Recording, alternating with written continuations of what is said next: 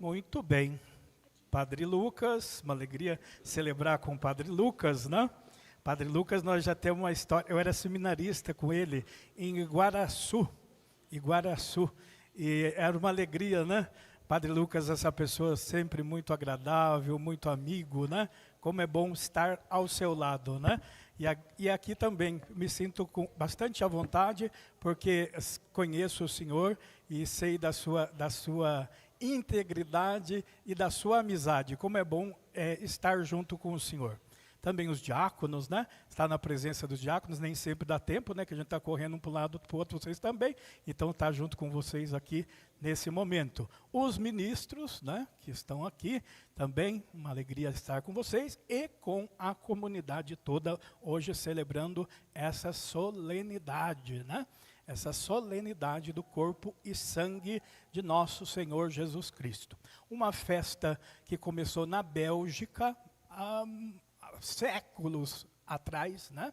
Então, ela começou na Bélgica, depois o Papa Urbano IV, no século XIII, então ele fez com que essa solenidade fosse celebrada, né, por todo o povo, né? Então, a solenidade de Corpus Christi começou, então, a ser celebrada por toda a terra, no século XIII, hein? Século XIII.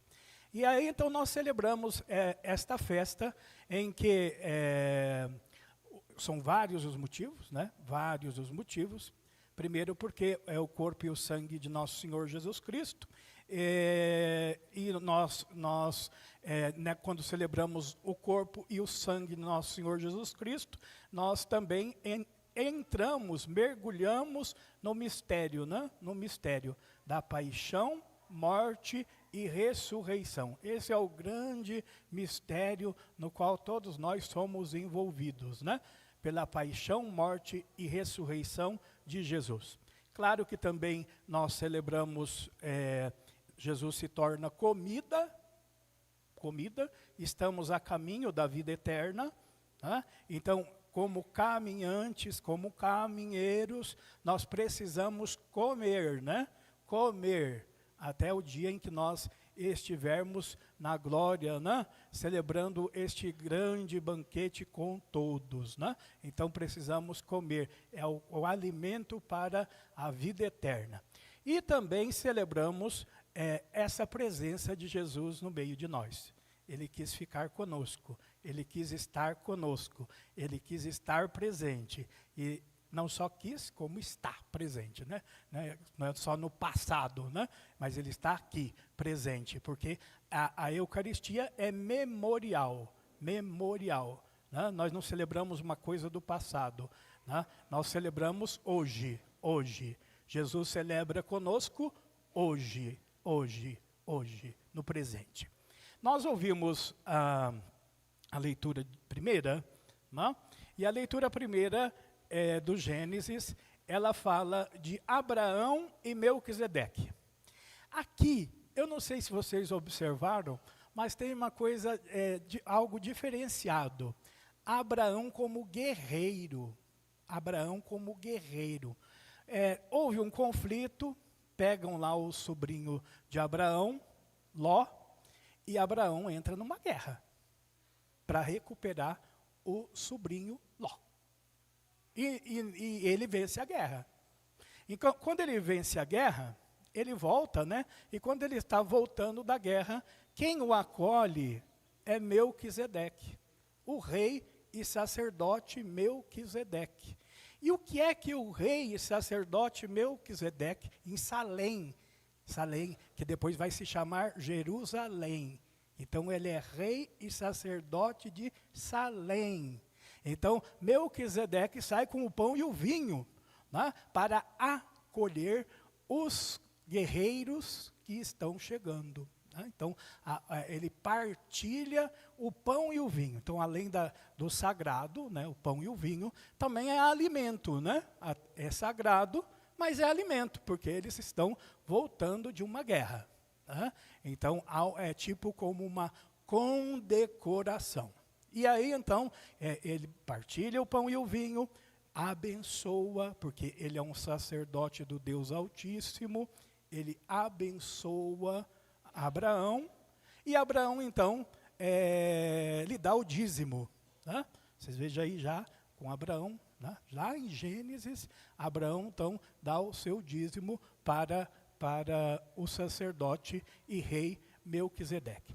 Essa figura, ela é uma figura que está presente nos Salmos. Nos Salmos fala de Melquisedeque. E se vocês se recordam bem, em Hebreus, fala do rei Melquisedeque. Né? Fala que Jesus, tu és o sacerdote da ordem do rei Melquisedeque. Nós cantamos até nos cantos ali, fala, né? Tu és o sacerdote segundo a ordem do rei Melquisedeque. Bom, por que essa leitura está aqui? Justamente por causa disso. Por causa que ela é uma prefiguração da Eucaristia. Né? Então, o sacerdote, Melquisedeque, o pão e o vinho. Então, a exegese, né, ela estuda essa figura, né, e estuda aqui a figura de Melquisedeque, do rei sacerdote, comparando essa figura com a figura de nosso Senhor Jesus Cristo. Então, é uma prefiguração da Eucaristia. E o Evangelho é o Evangelho de Lucas. O Padre Lucas gosta muito desse Evangelho, né, Padre Lucas? Quando nós temos reunião do clero e fala de Lucas, Padre Lucas, doutor no evangelista Lucas, né? Padre Lucas. Lucas, esse Evangelho de Lucas, primeiro, é a multiplicação dos pães e dos peixes. Nos evangelhos existem seis vezes essa multiplicação dos pães e dos peixes. Tem 2 vezes em Mateus, 2 vezes em Marcos, tem 1 vez em Lucas e 1 vez em João. Lucas é o evangelista da misericórdia, né? Da misericórdia. Ele fala lindamente sobre a misericórdia. A misericórdia, a multiplicação dos pães, ela vai falar desta misericórdia. Jesus leva os discípulos para irem descansar, né? Jesus falou, vou levar os discípulos um pouco para descansar. Vamos descansar. Quando eles estão indo descansar, a multidão vai atrás deles. E Jesus, ele tem compaixão daquele povo. Né? Então, ele começa, primeiro, acolhe o povo. Acolhe o povo. Né? Primeiro gesto dele é acolher o povo. Depois de acolher, ele fala do reino de Deus. E cura.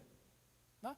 Então, esse é Jesus passa o dia, diz que o dia passa o dia passa e, no fim da tarde, os discípulos vão falar com Jesus. Eu fiquei pensando, Jesus contando as histórias para o povo, né? Falando, e Jesus precisa despedir o povo, precisa comer, precisa dormir. E Jesus diz o quê? Dar-lhes vós mesmos de comer. Dar-lhes vós mesmos de comer.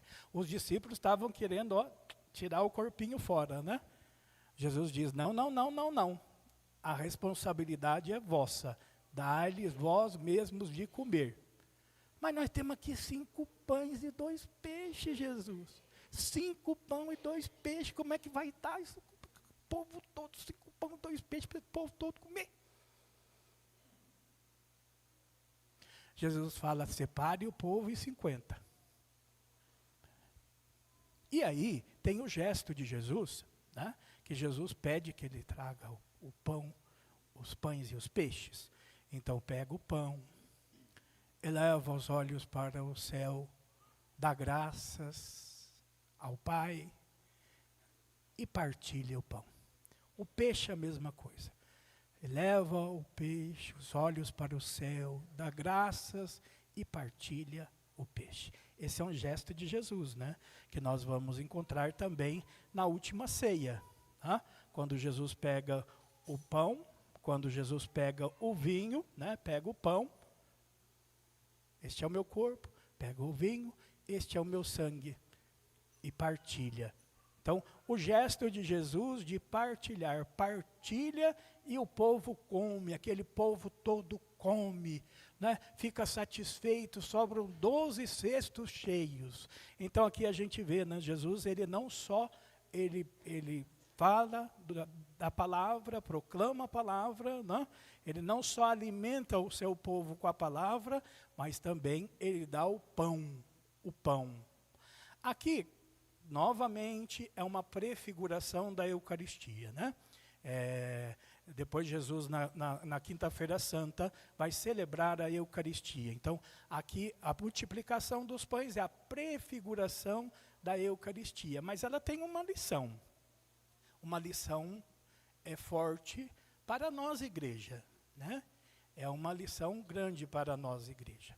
Primeiro, a palavra, a liturgia, os gestos, tudo isso é importante. Aliás, muito importante. Mas Jesus mostra que o outro também é importante. A pessoa humana, ela é importante. Então, aqui são duas faces da mesma moeda, né? Eu acho que, tenho certeza que celebrar a Eucaristia tem duas faces, né? Há duas faces de uma mesma moeda. Nós temos uma face que é a liturgia, mas nós temos uma outra face que é a caridade.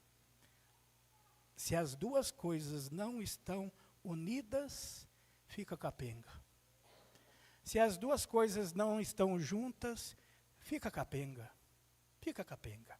Tá?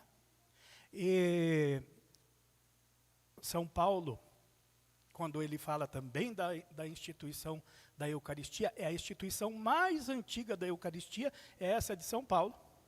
Não é a dos sinóticos, dos evangelhos, é essa de São Paulo, quando São Paulo fala, quando Jesus toma o pão e o vinho, né, tomai e comei, tomai e bebei, é a mais antiga.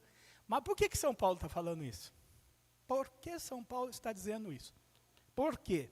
Lá na comunidade de Coríntios, tinha uma refeição quando se celebrava a Eucaristia. Então, cada um partilhava a comida e a bebida, levava a comida e a bebida. O que acontecia? Acontecia que os ricos, eles levavam a comida e a bebida e comiam. Os pobres estavam trabalhando, quando chegavam não tinham o que comer. Então ficavam sem comida. Então São Paulo está chamando a atenção, né? Que as duas faces da mesma moeda, né? A Eucaristia, ela é memorial. Ela é memorial da paixão, morte e ressurreição de nosso Senhor Jesus Cristo. Né? Ela é memorial, gestos, né? Gestos, falas, né? E isso é importantíssimo. Mas ela tem o outro lado da moeda. E o outro lado da moeda é justamente a caridade. Desculpa, irmãos. E aqui eu quero, nesta Quinta-feira Santa, que a gente saia daqui meditando exatamente isto. Porque as 3 leituras, elas falam da partilha. A partilha de Melquisedeque, a partilha de Jesus, lá para a multidão, né? E a partilha que São Paulo fala que deve ter entre todos, entre igrejas, pobres e ricos. Partilha. Desculpa que eu vou falar para vocês uma coisa.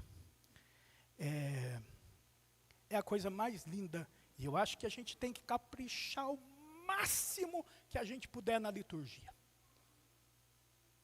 Temos que fazer bonito. A liturgia tem que ser bonita, bem celebrada, bem, com as roupas, as vestes, os cantos. Isto, não podemos deixar de lado nada que se faça importante quanto ao zelo com a liturgia. Agora, vamos falar a verdade. Será que a gente capricha na caridade quanto a gente capricha na liturgia? Eu não estou falando para vocês, eu estou falando primeiro para mim mesmo. Será que eu capricho na caridade quanto eu capricho na liturgia? São duas faces de uma mesma moeda. Porque à medida em que eu vivo bem a liturgia, que eu vivo bem a liturgia, isso vai revelar na minha vida a caridade. À medida que eu posso até fazer muito lindo, né? Posso me enfeitar feito um pavão, um pavãozão, um belo pavão, mas descuido da caridade. Tanto que nós celebramos na Quinta-feira Santa, que hoje é uma extensão da Quinta-feira Santa. Quando nós celebramos a Quinta-feira Santa, nós celebramos, além da instituição da Eucaristia e do sacerdócio, o mandamento novo do amor. Amai-vos uns aos outros como eu vos amei. Como é gostoso a gente vir para a liturgia, né? Quinta-feira Santa, que delícia! Vamos para a liturgia, vamos celebrar. Ótimo, positivo. Até eu vi nas redes sociais, se não celebra Quinta-feira Santa é pecado. Ótimo, é verdade. Mas, olha, que saindo daqui, Jesus vai assim, do nosso ladinho, dizendo, e aí, meu irmão, vamos lá? Como é que você vai fazer para viver isso aí que nós conversamos ali dentro da igreja, hein, meu irmão? Como é que você vai fazer? Como?